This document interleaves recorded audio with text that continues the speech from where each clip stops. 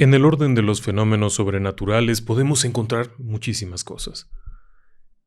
Desde fantasmas, posesiones, poltergeist, lo que usted quiera y mande. Sin embargo, hay uno que en particular es el que más ha llamado la atención.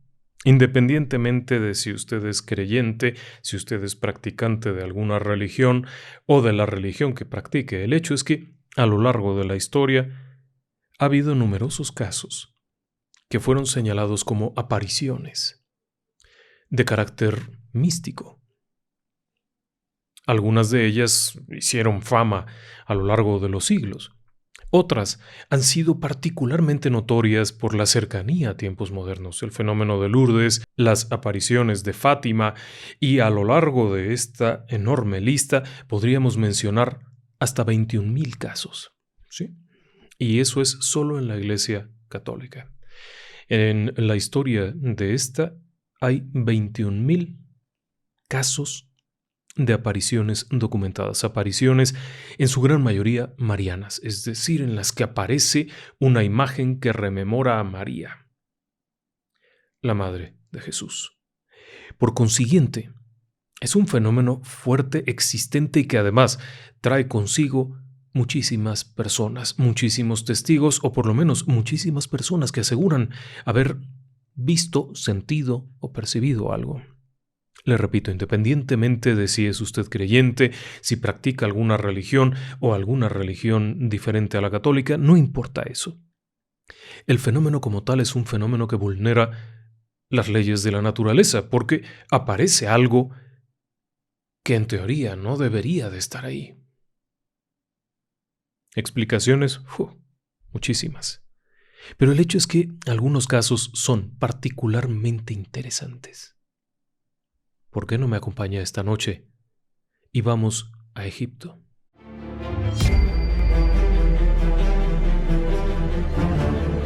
Relatos del lado oscuro. Fantasmas. Seres extraños. Sucesos inexplicables. Perversidad humana. Historias que otras mentes prefieren ignorar.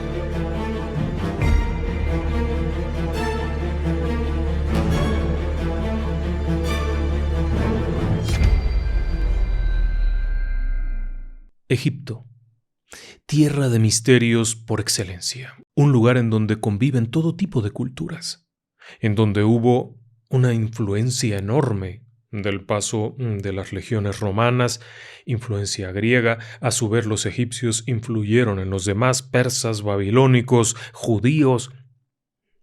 Con el paso de los años y tras convertirse en una nación independiente, esto no significó que dejara de ser una tierra multicultural, en donde se podía encontrar desde personas de fe musulmana, islámicos, católicos, cristianos ortodoxos y una particularidad, la Iglesia copta ortodoxa, una variante escindida de la antigua Iglesia ortodoxa griega y que se transforma en la Iglesia copta. Copta se aplica el término a Egipto, a las iglesias egipcias. Hay la Iglesia copta ortodoxa, está la Iglesia etíope ortodoxa y hay diferentes credos. Las grandes diferencias con la Iglesia católica es el concepto de la naturaleza de Jesús. Sin embargo, el dogma en general es bastante parecido. La organización clerical también tiene una figura principal que es el Papa, tiene obispos, tiene cardenales, que son personajes que controlan varios obispados, etcétera, etcétera. Una de las diferencias centrales es el calendario. El calendario copto es distinto al calendario gregoriano y se basa más en el calendario juliano, en el anterior, y tiene su primer día del año alrededor del 11 de septiembre. Después de esto tienen la Navidad en algún momento de enero, alrededor del 6 de enero, por ahí tienen la Natividad, la Navidad cristiana. La iglesia copta es una iglesia relativamente pequeña, escasamente unos 12 millones de seguidores distribuidos no solamente en Egipto. En la iglesia copta ortodoxa o egipcia ortodoxa tiene ramificaciones que hay en lugares tan disímbolos como Australia, los Estados Unidos, Sudamérica y alguna que otra por ahí en Europa, pero son puntuales, es una iglesia pequeña. Son bastante ceremoniosos, sus celebraciones religiosas conservan ritos muy antiguos y suelen ser bastante reservados. No es una iglesia explosiva que haga grandes señalamientos, es más bien interior. Es una iglesia reservada, no sería sino hasta bien entrado el siglo XXI y con la llegada del Papa Juan Pablo II que habría algún acuerdo entre la iglesia copta y la católica, en una especie de unión de iglesias de origen católico, o por lo menos de filiación cercana a la católica, como es la ortodoxa griega, la ortodoxa copta. Comenzó a haber una cierta unión, un cierto acercamiento. Antes de eso, cada quien estaba muy separado. ¿Por qué le platico todo esto? Bueno, vamos para allá. En Egipto conviven día a día todas estas creencias. La iglesia musulmana es la predominante, la fe musulmana es la predominante, después seguida por algunos católicos, por algunos evangélicos, principalmente por influencia de misioneros llegados de los Estados Unidos, y también existe un número importante de ortodoxos coptos. De ahí que en algunas posiciones dentro de Egipto se encuentran iglesias coptas. Una de ellas es la iglesia de Santa María de Zeitún. Zeitún es un barrio de la capital de Egipto, del Cairo, un barrio cairota, que pertenece a la gobernación del Cairo. La pequeña iglesia de Santa María de Zeitún tiene una historia curiosa detrás. Y esta historia es que en 1920, una persona del Cairo de apellido Halil tiene una visión mística. Este hombre no era muy practicante ni muy creyente, era un ciudadano común y corriente con unos puestos en el mercado, con una actividad económica próspera que le estaba yendo muy bien. En ese sueño, tiene una aparición mariana. Y esta aparición le pide construir una iglesia en su nombre. La iglesia de Santa María al Zeitún. Él tiene un terreno muy grande y decide darle ese uso.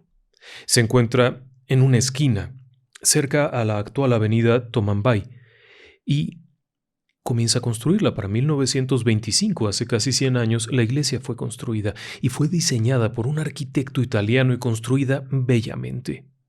Es una iglesia muy pequeña. Realmente no es una catedral, ni mucho menos, es una iglesia pequeña. Si hablamos de altura, es una iglesia que tiene unos 7 u 8 metros de altura a la cúpula. Es una iglesia de poca concurrencia, dado que el interior también es bastante estrecho, es muy reservado, y era una iglesia, podríamos decir, casi familiar. La iglesia, como se le conoce por allá, es Setena Mairam, es decir, de Nuestra Señora María. La iglesia se siembra, se coloca y muy pronto, con el paso de los años, la iglesia, que estaba en un barrio despoblado, se va rodeando de construcciones. El Cairo va evolucionando tras diferentes eventos históricos, tras la Segunda Guerra Mundial. Se convierte en una ciudad cosmopolita, creciente, bulliciosa. En los años 60 convivían todo tipo de personas ahí, en un ambiente muy inusual. En los años 60 el presidente del gobierno egipcio era Gamal Abdel Nasser, un exgeneral de mano dura, pero al mismo tiempo inusual. Era un hombre de filiación marxista, que creía en que las cosas deberían de hacerse de cierta forma, enérgico, cuidadoso, pero al mismo tiempo era un sujeto que no se había metido con cuestiones de la iglesia. Tenga esto muy presente. De hecho, tan no se había metido en cuestiones que había permitido que siguieran su curso todas las iglesias excepto el crecimiento del fedaísmo islámico, algo que Nasser no quería era tener un Estado influenciado por la religión.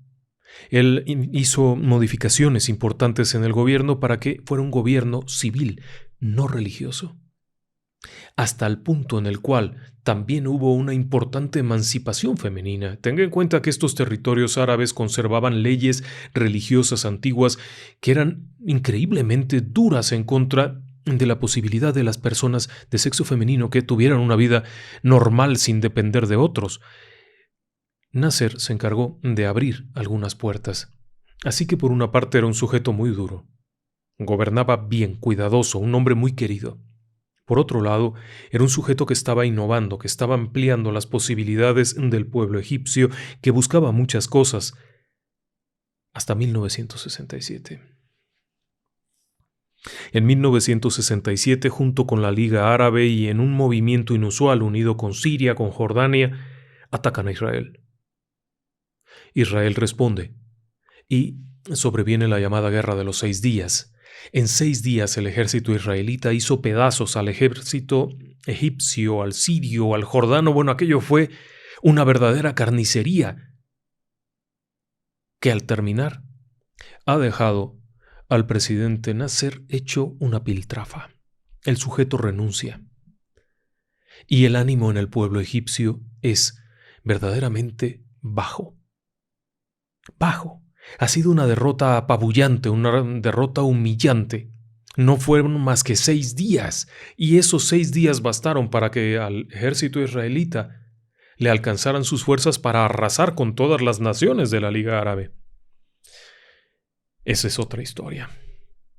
El hecho está en que en 1967, El Cairo, esta bulliciosa ciudad, tiene un ambiente pesado, cansado. Hay una desmotivación general. Obviamente el presidente Nasser renunció. Tras la derrota, renunció, pero la gente no lo dejó renunciar. Hubo una serie de demostraciones públicas espontáneas, según se cuenta, para que no renunciara y finalmente se queda. Pero el ambiente era tenso.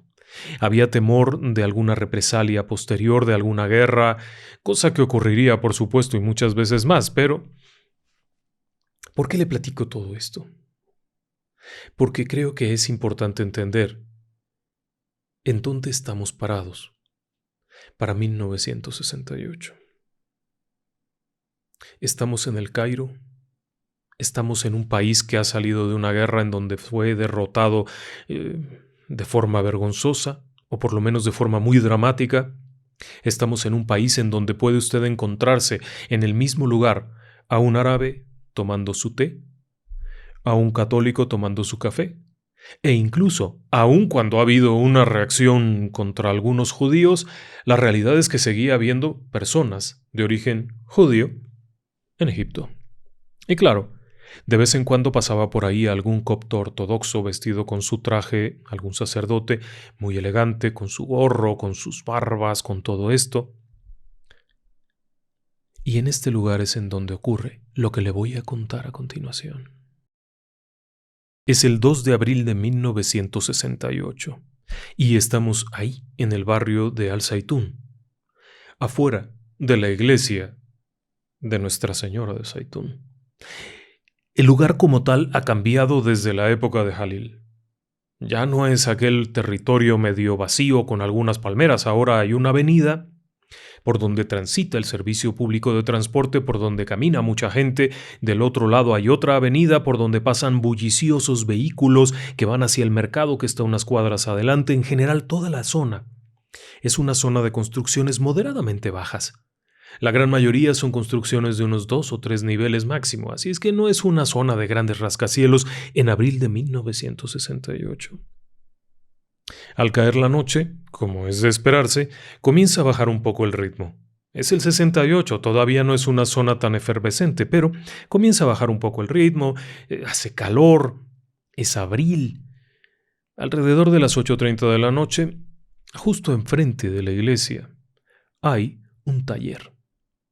Este taller en realidad es el taller en donde llegan los camiones del servicio público de transporte, los autobuses urbanos, a estacionarse, a que les den limpieza, les hagan los arreglos pertinentes y los pongan cucos para que al día siguiente vuelvan a circular. Y hay un cambio de turno de choferes, todo esto. Los mecánicos que están ahí están trabajando en esto, preparándose. Alguno de ellos se ha tomado 2 o 3 tecitos mientras sonríe y platica. Afuera, al asomarse para abrir las puertas y que entre otra unidad, ven que van pasando unas personas, hay 2 o 3 mujeres por ahí, 2 o 3 hombres por allá. La calle como tal tiene algunos bombillos que iluminan. Son los años 60, así es que no espere usted iluminación LED. Se trata de unos focos amarillentos y hay este calor agradable. Tenga en cuenta que el Cairo está a las márgenes del río Nilo, por lo que llega una ligera sensación de humedad y de frescor, pero al mismo tiempo es tierra muy caliente. Entonces las personas suelen abanicarse y están ahí. Los mecánicos están cotorreando mientras le hacen algo a un camión, cuando de pronto oyen algún barullo afuera. Se salen un momento para ver de qué se trata. Cuando levantan la vista, frente a ellos hay algo encima de la iglesia y hay varias personas que están señalando. Y comienza a haber una serie de voces de preocupación. Las mujeres que hace un instante habían visto pasar caminando se han regresado rápidamente con sus vestidos largos agitando los guaraches para ver de qué se trata, mientras que aquellos hombres que estaban un poco más allá también se han venido para acá y están viendo. Y mientras están viendo señalan arriba de la iglesia de Santa María de Zaitún y señalan persistentemente hacia la cúpula. Cuando los mecánicos salen observan y ¡Santo Cristo Redentor! ¡Qué barbaridad! Uno de los mecánicos que está ahí entra en pánico porque ahí arriba hay una mujer. Y esa mujer está caminando en la orilla. Le entra una preocupación que no vea. Y comienza a señalarle al otro, le dice, oye, mira, ahí hay una joven. El otro le dice, sí, está ahí una joven en la ¿A quién se le ocurre? Lo primero que piensa, como pensaríamos usted o yo, como cualquier otra persona normal y en su sano juicio, es ¿qué rayos hace una mujer en la noche arriba de la iglesia caminando entre las cúpulas? Obviamente aquel mecánico lo que concluyó es una suicida. Subió para lanzarse al vacío. Así es que sujeta del brazo al otro amigo.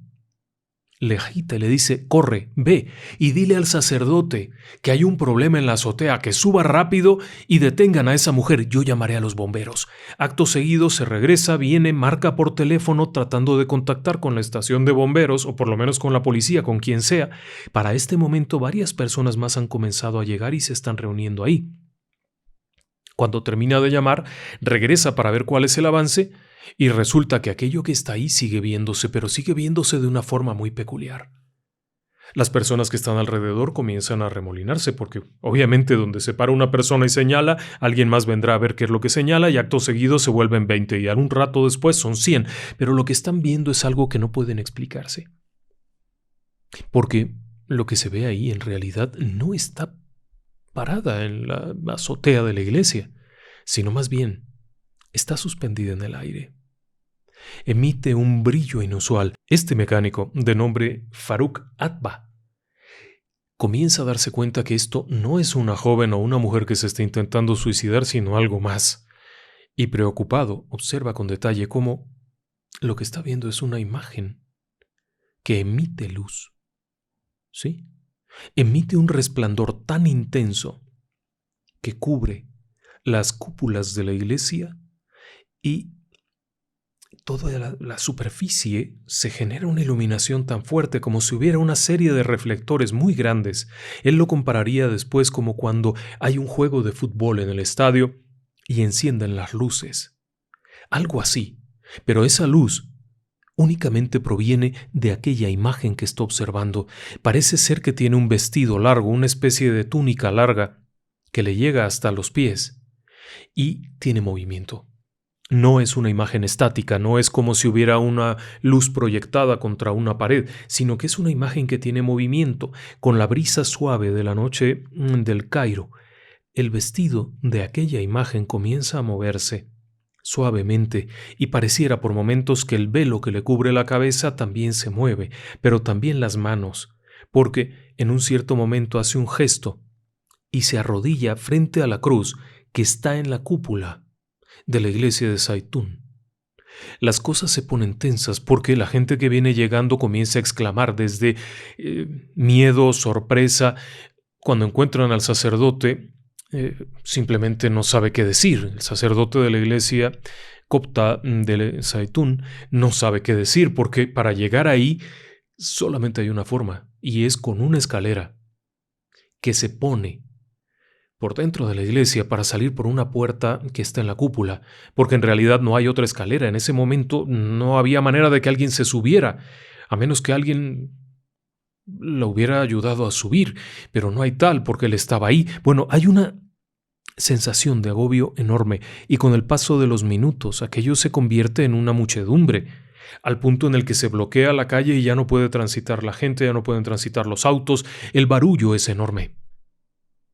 De pronto, como si de la nada, aparecen una especie de palomas de luz.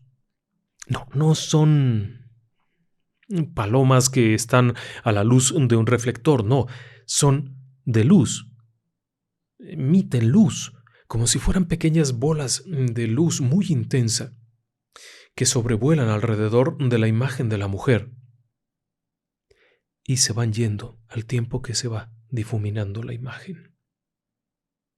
Aquello genera una impresión enorme. La gente que se ha quedado ahí se ha quedado tan asombrada. Cuando llegan los bomberos con la idea de vamos a rescatar a alguien y ven aquello, también se quedan muy impresionados. Hay alguna persona rezando. Alguien que estaba por ahí se pone a rezar y no hay una explicación. La aparición como tal ha durado algunos minutos, pero ha generado una impresión tal que a la mañana siguiente es la comidilla de toda la zona. Y más aún, cuando durante los días siguientes la aparición se repite, al punto en el que los propios periódicos del Cairo, como Watani, el periódico local Watani, hace una reseña de lo que está ocurriendo y después de Al-Watani comienzan los demás periódicos también a publicar noticias porque esto se vuelve una locura.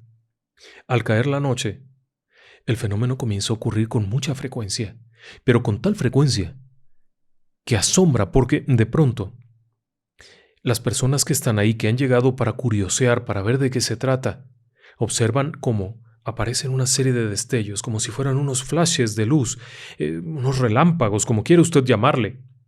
Y acto seguido aparecen esta especie de palomas, como si fueran palomas pero de luz, que sobrevuelan. A veces son 2, 3, hasta 10 que sobrevuelan alrededor de las cúpulas de la iglesia de Santa María de Zaytún. Y enseguida comienza a formarse la otra imagen. Allá, arriba, en las cúpulas, comienza a formarse y ya está. Otra vez está la imagen de la mujer.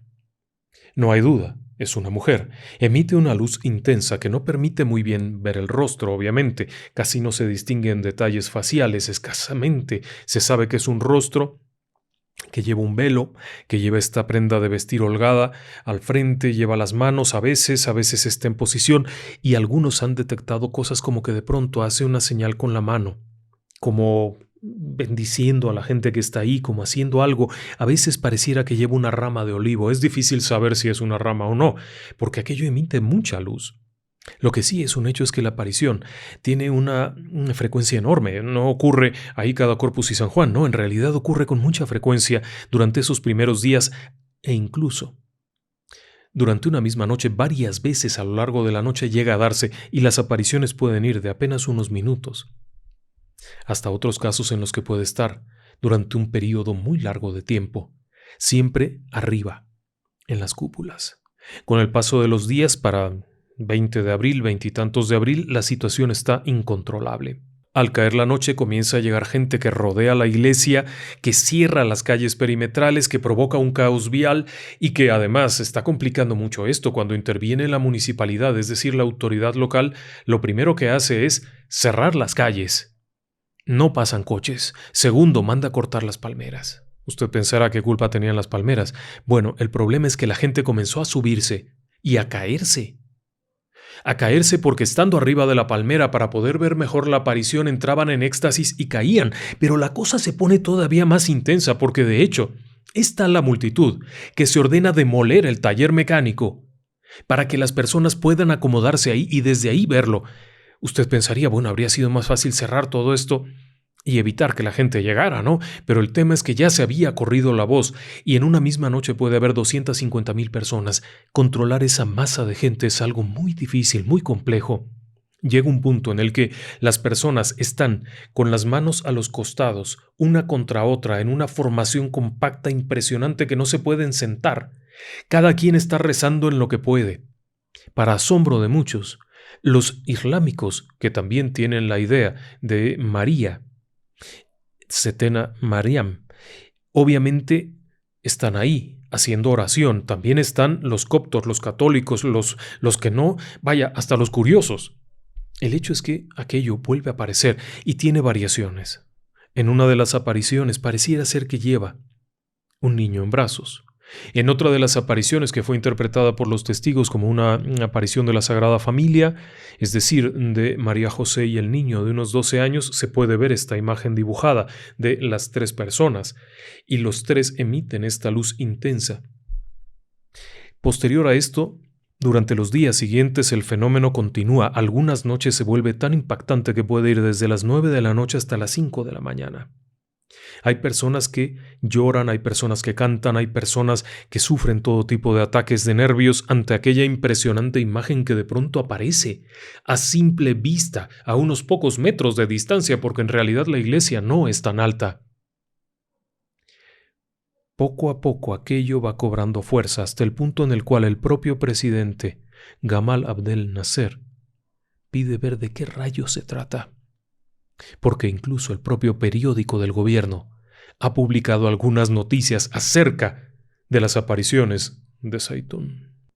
Pero no pierda de vista que estamos en el año 68, 1968, no hay proyección holográfica, no hay imágenes con proyección láser, no hay nada de esto.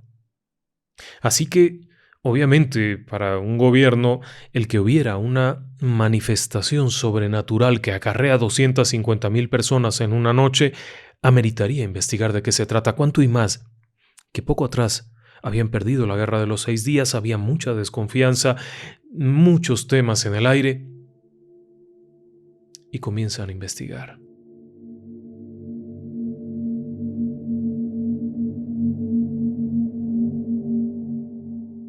Pero por supuesto, el fenómeno no parece tener el menor interés en dejar de ocurrir. Para el 5 de mayo de 1968 el fenómeno dura la friolera de 7 horas.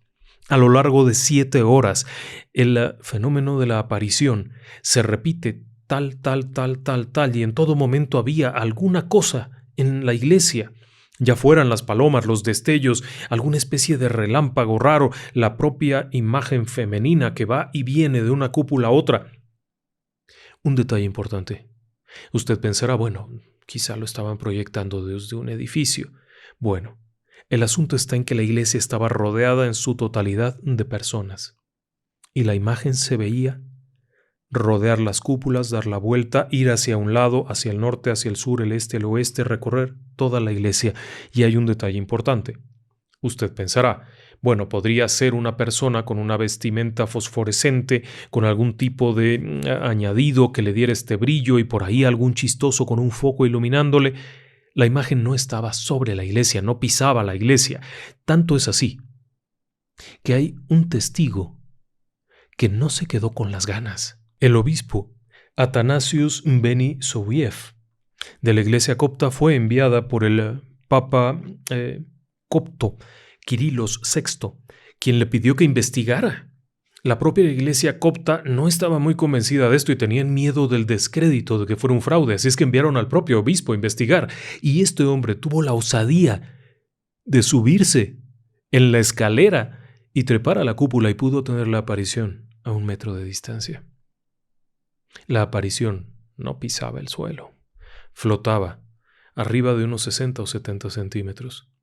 Fue breve, el encuentro fue muy breve. Aquel hombre sufrió prácticamente un colapso nervioso por la cercanía de algo tan intenso. En su reporte al Papa Cirilo VI, el tema es que reportaba que aquello no tenía forma de ser un fraude. Las siguientes fases de aquel fenómeno incluyeron, por ejemplo, el que diferentes enviados de iglesias procedentes de Estados Unidos fueran a ver de qué se trataba. La propia Iglesia Católica enviaría a 2 personas, a 2 investigadores, quienes presenciarían el evento, quienes interrogarían a personas o entrevistarían a personas, pero el reporte de la Iglesia Católica nunca se ha entregado. No se ha hecho público. Cuando se preguntó por qué no lo harían público, la respuesta fue: ¿acaso los coptos dieron su opinión sobre las apariciones de Fátima? Tenían razón. Por respeto entre iglesias no iban a externar su opinión, y por ello quizá no se considera como una aparición verificada dentro de la Iglesia Católica. Sin embargo, para la Iglesia copta era auténtico.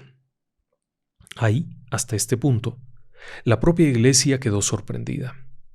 ¿Pero qué decía el gobierno?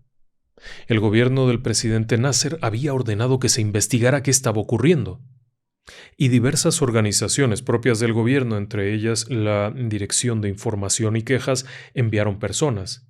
Pero quizá la parte más importante provino del propio gobierno central, quienes enviaron un equipo de investigación del más alto nivel. ¿Por qué? Porque si aquello era un distractor para reunir gente y poder tener espías y hacer intercambios y demás, tenían que saberlo. El equipo de investigación sondeó uno por uno todos los edificios en un radio de 20 kilómetros, prácticamente la totalidad del área de Zaytun, hasta llegar a los límites y un poco más allá del lado este. Cada edificio fue verificado en el momento en el que ocurrían las apariciones para tratar de identificar un proyector. Saber si aquello era algo que se estaba proyectando con un dispositivo. No lo encontraron. Se hicieron sobrevuelos para saber en el momento de las apariciones qué era. Pero había un problema. Las apariciones eran espontáneas, así es que podían ocurrir en cualquier momento de la noche. Conforme fueron pasando las semanas y ya entrado el mes de junio, las apariciones no eran de toda la noche ni eran todos los días. Comenzaron a volverse más esporádicas y si bien seguían siendo impactantes y seguían atrayendo miles de personas hasta el punto de bloquear todo el área, era difícil tener algo volando para poder verlo. Aún así, las investigaciones que se realizaron por parte del gobierno arrojaron que no encontraron el origen de la imagen. También se consultó con expertos en imágenes, en cine, en proyecciones propios de la Universidad del Cairo, quienes afirmaron no tener en ese momento un aparato tecnológico que permitiera proyectar algo como eso. No era una imagen fija, por ejemplo, que se estuviera proyectando una fotografía. No era algo de material, no era algo sólido, como por ejemplo un globo, que se hubiera hecho una especie de globo que tuviera una lámpara adentro y que proyectara y que fuera muy lindo. No, se subió a la azotea, se verificó, no había esto. Las personas pudieron ver a través de esta imagen, se podía distinguir cuando cruzaba de un lado a otro, se podía distinguir a través de ella. Vamos, es 1968, pero aquellas personas no se chupaban el dedo. Y más cuando habían perdido la guerra y la situación estaba tan tensa que unos años después habría la famosa guerra del Yom Kippur, que sería una segunda batalla cruenta con los israelitas. Era un momento tenso en Medio Oriente, no era fácil. Y sin embargo, no encontraron el origen. Las apariciones siguieron, por supuesto. La Iglesia Católica fue muy reservada, como le decía yo. No se expresó ni a favor ni en contra. En cuanto a la Iglesia musulmana de aquella región de El Cairo, reconocieron que el fenómeno era real, que lo que estaba ocurriendo ahí estaba por encima del conocimiento que ellos tenían y de lo que pudieran explicar.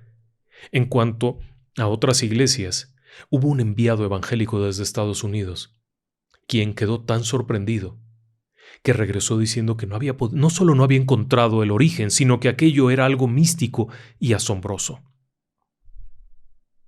El fenómeno continuó y continuó y continuó.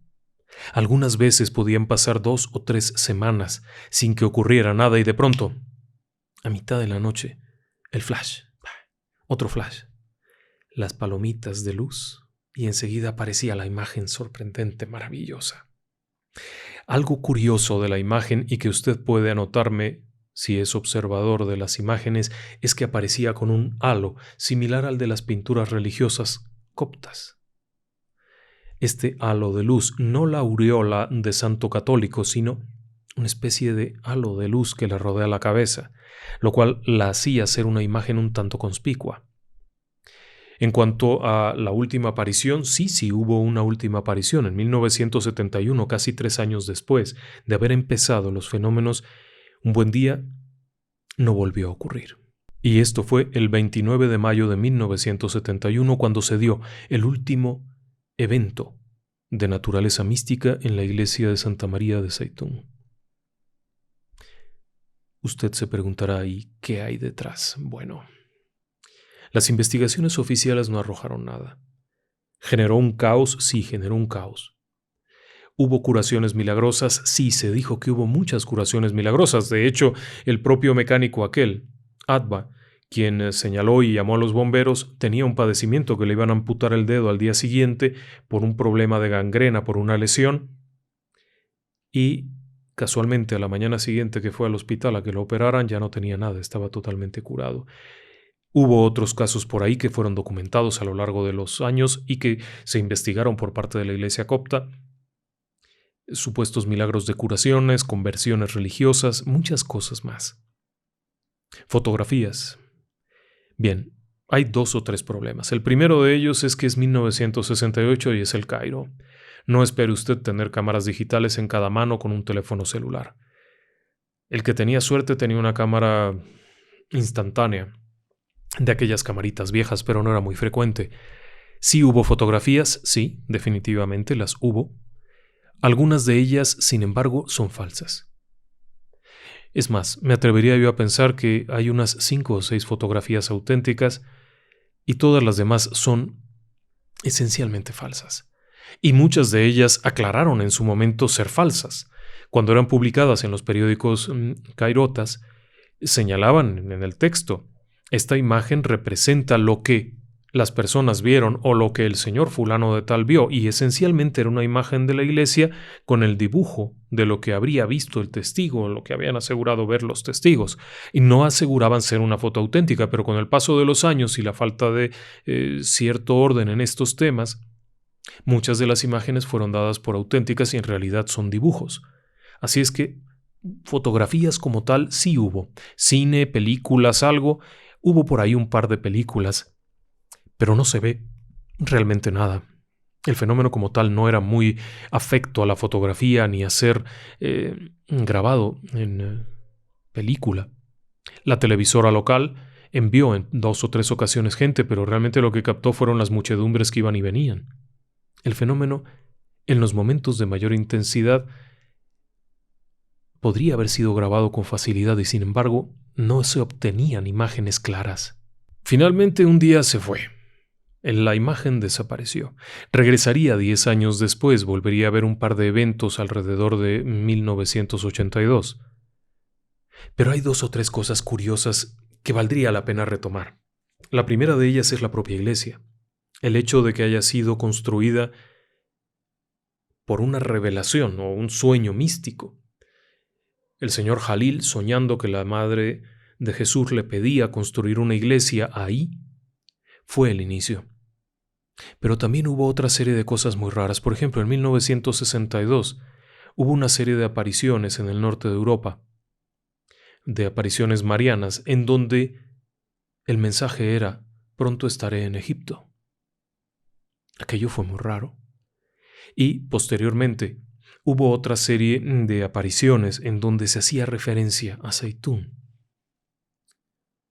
Es uno de esos casos que tiene mucha información periférica que rodea todo esto, y al final del día queda la idea de que además el barrio de Zeitún tiene una leyenda antigua. Verá, de acuerdo con el texto bíblico, cuando Jesús está recién nacido y demás, vienen los Reyes Magos, cuando terminan de entregarle el oro, el incienso y mirra y todas estas cosillas, van en camino de regreso y a José le habla en sueños el ángel del Señor diciéndole: toma al niño, a tu mujer y ve a Egipto y espera allá a que muera Herodes, porque si no te va a matar.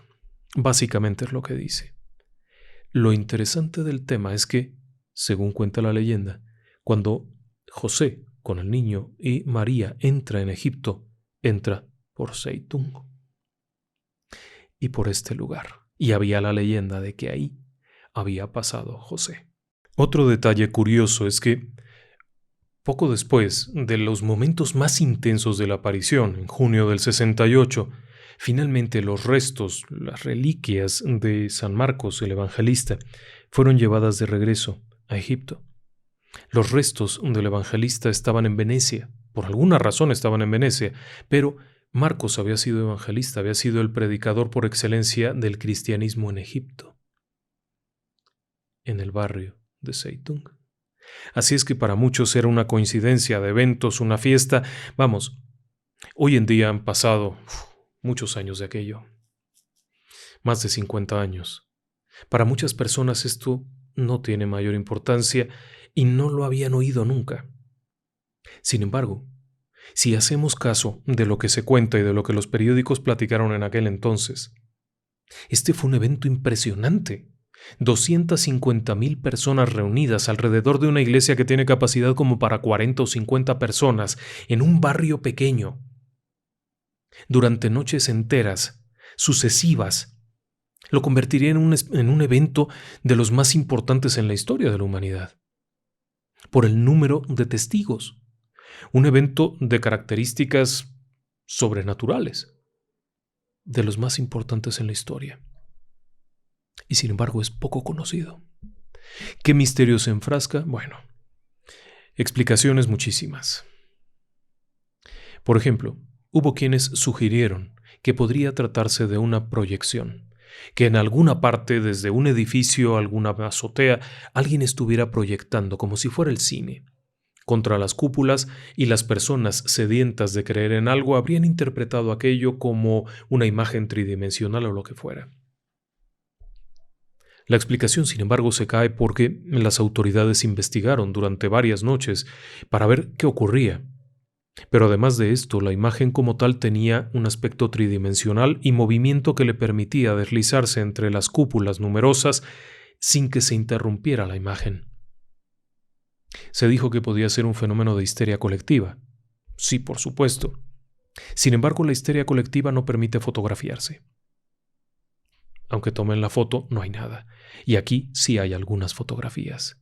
Por otra parte, testigos que estaban ahí buscando la verdad y con la idea quizá de revertir un fraude o de demostrar algún tipo de chanchullo, en realidad no lo pudieron hacer. Así que estas personas difícilmente estarían influenciadas por una histeria colectiva si iban allá para demostrar lo contrario. Como sea, de todos modos resultaba complicado explicar cómo 250,000 personas tendrían una histeria colectiva. También se ha dicho que todo esto es exageración. Algunos testigos que estuvieron en algún momento de junio o julio del 68 aseguraron que el fenómeno ni era tan frecuente y no eran tantas personas. La explicación de los testigos escépticos, vamos a llamarle así, de los críticos, es que en realidad aquello había sido hecho mucho mayor por la prensa, buscando noticias que levantaran el ánimo del pueblo egipcio, que hicieran sentir que el pueblo era valioso. No lo sé, vaya. La explicación tenía algún sentido. Convertir aquel evento en una noticia del verano, la famosa noticia del verano, es decir, una noticia que cambie la dirección de la opinión pública, que contrarreste los efectos de una mala noticia, de una crisis económica, de una derrota en una batalla, que cambie la plática de las personas. Así, por ejemplo, en México, en los años 90, el tema del chupacabras fue la noticia del verano y las personas platicaban de esto. Los medios de comunicación hicieron gala de noticias del chupacabras. En realidad había una crisis económica galopante y una situación política terrible, entonces se usó para desvirtuar el momento, para distraer la atención hacia otra cosa. Algunos investigadores y sociólogos sostienen que esto fue lo que ocurrió aquí, que básicamente era una noticia que deliberadamente se permitió hacer pública, alterando datos, alterando números, para que hubiera una distracción pública, distraer la atención de las masas para que no se concentraran en la idea de la derrota. Eso no es cierto. Y le voy a decir por qué creo que no sea cierto. En primer lugar, porque el presidente Nasser no estaba enfrentando una crisis política, no estaban pidiendo su retiro. De hecho, la gente le seguía sintiendo respeto y cariño. Tan es así que cuando muere en 1971 de un ataque cardíaco fulminante, hay un luto impresionante y la gente va acompañando el cortejo fúnebre durante kilómetros. No era eso. Noticia sensacionalista exagerada, depende quién lo pregunte. ¿Cuánta gente había? Es imposible de saberlo, pero las fotografías que fueron presentadas revelan este alineamiento compacto de individuos de forma impresionante, y en un estimado realizado por computadora hace poco tiempo, en el año 2009, una agencia norteamericana calculó que efectivamente debería de haber alrededor de 230,000 personas en una de las noches. Así que no, el dato no era exagerado tampoco. No era una noticia del verano. De hecho, los medios internacionales casi no la mencionaron. Hubo, por supuesto, también algún loco por ahí que dijo que era un fenómeno ovni. Realmente no tendría mucho sentido. No era el tipo de aparición, no era la forma en la que se da un fenómeno ovni. Ahora, una combinación de ambos, por ejemplo, un fenómeno aéreo anómalo con la creencia popular religiosa podría haber dado como resultado un fenómeno de histeria colectiva. ¿Por qué no? Pero los fenómenos ovni, primero, no suelen ser tan puntuales y no suelen ocurrir de esa manera. Aun cuando fuera un fenómeno de contacto, es decir, un objeto a baja altura con tripulantes a pie de vehículo, estos suelen ser bastante más esquivos. Los grandes fenómenos han ocurrido en la altura, con persecuciones aéreas y todo esto, pero a nivel de tierra no resultaba. Se dijo que podía ser un fenómeno de triboluminiscencia, algún tipo de movimiento dentro de la corteza terrestre o del suelo debajo de la iglesia, una especie de luces de temblor, de terremoto. Pero estas ocurren muy brevemente durante un sismo o previo a este, y aquí no se registró nada, y duró 3 años de apariciones. Así es que también por tiempo es una de las más longevas, aunque cabe señalar que los últimos días las apariciones eran muy tenues y muy esporádicas. Eran tenues en todo sentido, eran unas pocas manchas de luz que de pronto aparecían, una figurita que algunos creían que era una paloma, pero ya no era la magnificencia en persona, sino algo esporádico y breve. En el ámbito paranormal, esta aparición tampoco podría tener muchas explicaciones, porque un fenómeno paranormal que se prolonga durante 7 horas resulta muy difícil. La cantidad de energía que se requeriría en el etérico sería tal que sería un fenómeno brutal. No se habría visto. La Iglesia copta lo considera como auténtico. Numerosos testigos lo consideran como auténtico. La Iglesia Católica se reservó su opinión, pero envió personas a investigarlo, lo cual, de alguna forma, dio la idea de que creían que estaba ocurriendo algo. Para 1971 se detienen, y si no, hasta 10 años después volvería a haber algo muy tenue. ¿Sería la única? No. Egipto fue escenario de otras manifestaciones durante los años siguientes. En varias ocasiones en territorio egipcio ha habido apariciones similares a las de Zeitung, lo cual todavía complica más el escenario que intente explicarlo de otra forma que no sea una visión mística. Pero eso es tema de otro programa.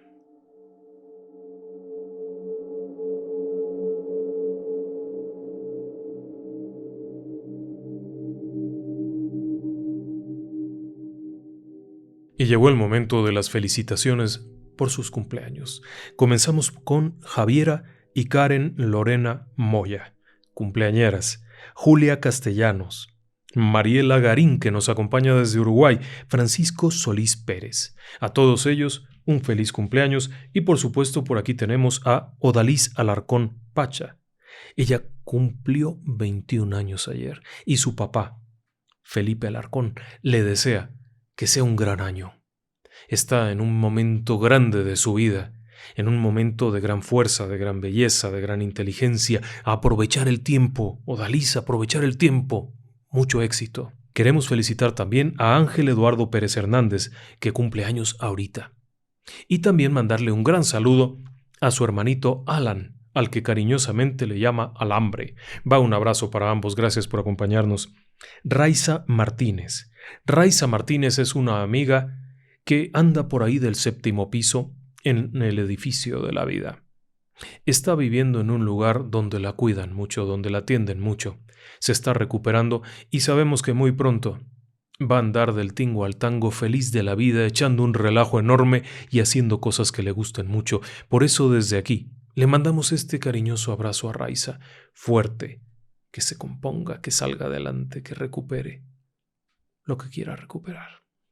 Y claro que por aquí tengo a Marco Antonio González Fierro, quien felicita a su papá, don Antonio González, a quien le gusta mucho el canal y está cumpliendo años hoy. Entonces va para allá. Don Antonio González, le mandamos una felicitación de parte de su hijo, que está muy pendiente de usted. Y ahora algunos saludos más que tenemos por aquí. Isabel Lieja.